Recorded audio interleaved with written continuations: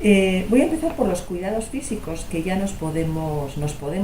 estamos practicando y podemos empezar a aplicar.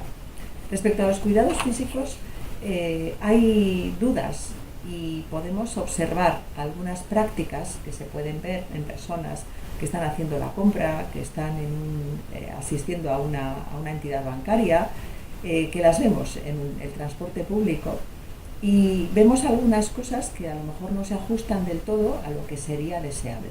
Entonces, yo os voy a hablar respecto a cuidados físicos respecto al contagio, para evitar el riesgo al contagio.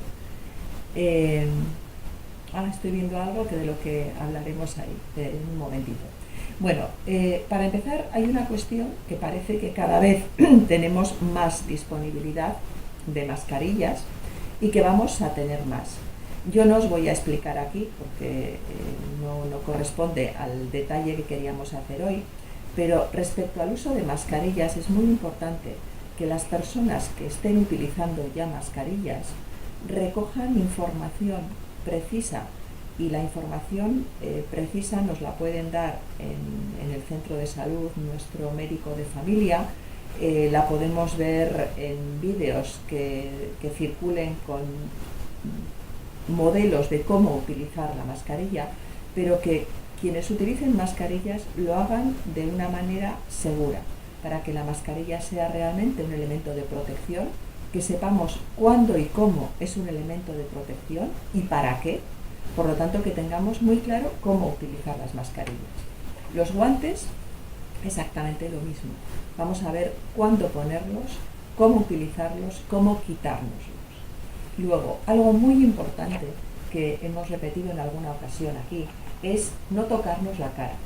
Bueno, pues hay estas pantallas que están empezando a difundirse cada vez más. La comunidad Makers de Euskadi está enviando a centros sanitarios, a nosotros nos han enviado, por eso os la puedo enseñar aquí, y también se están difundiendo, y esta máscara lo que evita es que nos toquemos la cara, además de en alguna medida que no haya ese contacto de las gotitas al hablar o al estornudar, ni hacia afuera ni hacia adentro. Tenemos que tener en cuenta que a nivel físico no hay nada que sea absolutamente infalible, pero que sí es cierto que las medidas de barrera física, las medidas de higiene de manos, las medidas de higiene de los contextos en los que estamos habitualmente están teniendo resultados, además de las de distanciamiento físico. Entonces, esto es algo que tenemos que, por un lado, saber qué medidas vamos a usar, cada una de las personas depende de la situación en la que estemos, en nuestro domicilio, con alguna persona en aislamiento, sin haber salido a la calle y sin contacto con el virus, saliendo a la calle, es decir, cada persona tendrá que decidir qué elementos de estos pone en marcha en función de su situación. Vuelvo a insistir, no hay nada que sea infalible y generalizado y que todos tengamos que utilizar, sino que cada uno decidimos qué medidas protectoras ponemos para esos cuidados físicos que evitan o previenen de manera importante la difusión del virus. Y tenemos que tener presente en todo momento que esto tiene una finalidad, y es que los contagios sean los mínimos posibles, porque afecta a un porcentaje bajo de la población, pero afecta de una manera muy grave, poniendo en riesgo la vida de esa población. Y de manera muy grave también en la medida en que la atención sanitaria tiene sus limitaciones, y si se colapsa y no hay para atender a toda la población, empezamos a tener más problemas que afectan a nuestra salud. Por eso estamos como estamos y por eso ponemos en marcha estos cuidados físicos pensando también en el futuro, porque ahora con el confinamiento se reducen los contagios porque estamos en casa y hay muchas menos o ninguna aglomeración de grupos de personas, pero habrá un momento en el que saldremos. Cuando salgamos tenemos que recordar que esos cuidados físicos para evitar el contagio nos van a resultar beneficiosos.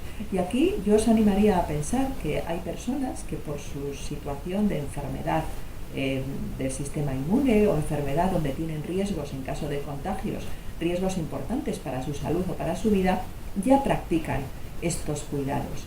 Entonces de esas personas también podemos aprender. Es decir, esto es algo nuevo para la población general, para muchísimas personas, pero es algo que ya otras hacían. Por lo tanto, vamos a aprender también de esas personas y vamos a incorporarlo en nuestra práctica cotidiana para precisamente mantener esos cuidados y evitar esos contagios. Y no os voy a hablar de cuidados físicos respecto a alimentación, respecto a ejercicio o movimiento. De esos hay mucha información en las redes y son los profesionales de la nutrición, los profesionales del ejercicio físico quienes nos dan los mejores consejos. Yo solamente deciros que dentro de esos consejos cada persona elegimos los que nos van mejor a nosotros. Y muchos de esos consejos formarán parte de prácticas que ya realizábamos antes o que nos dan ideas nuevas que probamos y nos van bien y además nos gustan, porque cuando hablamos de cuidados hay algunos que son elementales, fundamentales para evitar enfermar, pero hay otros que podemos elegir entre diferentes modos de ejercicio, de alimentación, y si lo ligamos a lo que son los cuidados emocionales, vamos a hacer aquello que nos vaya mejor, no vamos a hacer lo que dicen que es mejor. Por ejemplo, yo recibo información con mucha frecuencia para que me conecte a determinadas redes y para hacer ejercicio todos los días. Pues a mí no me va bien hacer ejercicio todos los días, a mí personalmente. ¿Por qué? Pues porque hago otras cosas, el tiempo que tenemos es limitado y decidimos en qué lo gastamos, en qué lo utilizamos. Entonces, cada persona, en función de cómo decide distribuir su tiempo, también en función de sus gustos, de sus preferencias, de sus hábitos pasados, de sus hábitos que desea incorporar para el futuro, va tomando decisiones respecto a qué hacer para esos cuidados físicos relacionados con la alimentación o con el ejercicio. Y ahora vamos a la parte que tiene un componente más psicológico, que son los cuidados emocionales. Cuando hablamos de cuidados emocionales, estamos hablando de cuidar nuestras sensaciones, nuestros sentimientos, pero también cuidarnos físicamente, porque las emociones son el resultado del funcionamiento físico de nuestro organismo.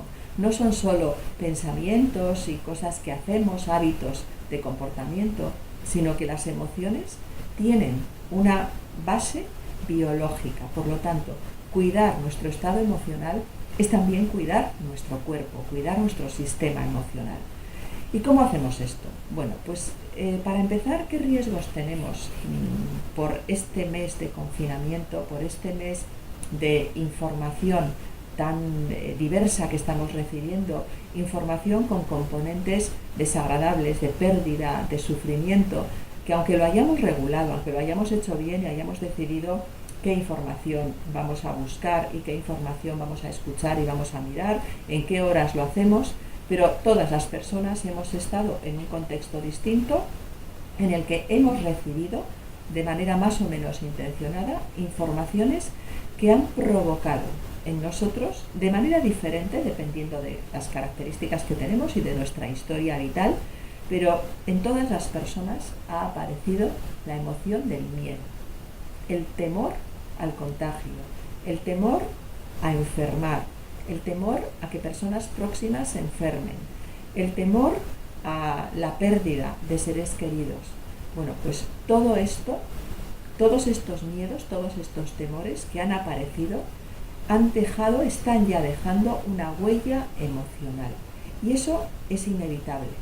No podemos evitar esa emoción que ya ha aparecido en nosotros, esa reacción fisiológica que tenemos todos con más o menos intensidad. Pero lo que sí podemos hacer para cuidarnos respecto al miedo es pensar en qué puede suceder, qué puede ser real y qué es muy poco probable que suceda. Si cuando pensamos en lo que puede suceder de manera real, porque estamos en una situación realmente de riesgo de pérdida, de riesgo de enfermar o incluso enfermos, vamos a ocuparnos de esa situación. Es decir, eso que nos genera ese temor o incluso a veces esa inseguridad, vamos a ocuparnos en ese momento de esto que estamos viviendo. Y los miedos respecto al futuro, vamos a anticipar cómo podremos afrontar esas situaciones, cómo podremos resolver esas situaciones que se pueden presentar. Y de esa manera nos vamos haciendo, igual que nos hacemos con guantes o con mascarillas, nos vamos haciendo con unos recursos, con unas formas de pensar sobre nosotros mismos y la situación que nos ayuden a llevarlo mejor. Y no os voy a dar detalles porque para cada persona es algo diferente. Quien quiera detalles y detalles individuales, que nos haga la consulta.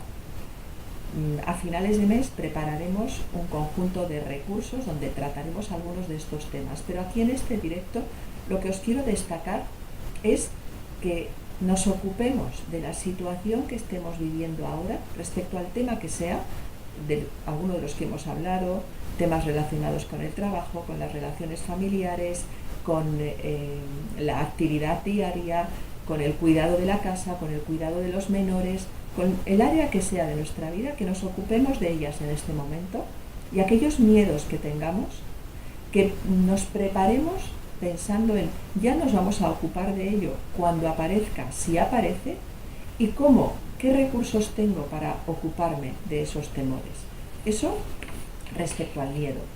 Algo que también ha aparecido en muchas personas es la ansiedad, un poquito más de la que tenían antes de esta situación, y la ansiedad por la duda, por la incertidumbre. Entonces habrá personas que noten tensión, presión en el pecho o palpitaciones, personas que noten que tienen más ganas de comer o menos ganas de comer de lo habitual, que a veces tienen la sensación de que les falta el aire para respirar o malestar en el estómago o algunos temblores o tics que aparecen, tic en el ojo, algún tic que no tenían y que sin querer aparece ese tic. Bueno, pues ese aumento de los niveles de ansiedad también es algo absolutamente natural en este momento porque efectivamente la incertidumbre y la duda está ahí, y con esto lo que podemos, porque no podemos tener garantías absolutas de lo que va a pasar en el futuro, pero sí anticipar que lo que va a pasar va a tener componentes deseables, que nos van a pasar cosas buenas, que también nos pueden pasar cosas desagradables, pero nos van a pasar también cosas buenas. Y además de eso, podemos utilizar la práctica de la relajación. Os propondremos en las semanas próximas algunas estrategias para practicar la relajación, utilizando la respiración, utilizando la imaginación, pero ya os daremos esos recursos a partir de la semana próxima. Pero utilizar esas estrategias de relajación, de concentración, de parada de ese dar vueltas a las cosas, incluso de la actividad, para poder reducir un poquito los niveles de ansiedad que han ido aumentando poco a poco, día tras día, y que sin darnos cuenta podemos estar en una situación de tensión, de nerviosismo excesivo. Y todo esto para prevenir efectos de esa ansiedad excesiva y prolongada en el tiempo, que son efectos que denominaríamos estrés, para vivir una situación de estrés, en una situación estresante en la que tenemos efectos ya físicos, con dificultades para dormir, dificultades para descansar, sensación de cansancio, de falta de fuerza, problemas para concentrarnos en las cosas, irritabilidad, enfadarnos con facilidad. Bueno, todo esto puede ser resultado de haber permanecido con ansiedad excesiva durante un tiempo prolongado, este tiempo de confinamiento. Por lo tanto, si hablamos de cuidado emocional, vamos a reducir nuestros niveles de ansiedad, por un lado, con práctica de relajación, y por otro lado, con práctica de actividades que puedan ser deseables y no solo pensando y haciendo cosas que nos exigen esfuerzo para ocuparnos de todos los cuidados del tipo que sean. Por lo tanto, momentos agradables a lo largo del día. Yo os diría que todos los días buscar algún momento agradable, aunque sea corto, con una actividad que realmente nos guste. Y por otro lado, práctica de relajación. Quienes sepan que puedan practicar relajación a través de la respiración, a través de ejercicios de relajación más ligados al mindfulness o aquello que conozcan porque hayan practicado en algún momento. Todo esto además, ¿qué otro cuidado va a implicar? Si reducimos los niveles de ansiedad, no aparece el estrés, evitamos que pueda aparecer la depresión.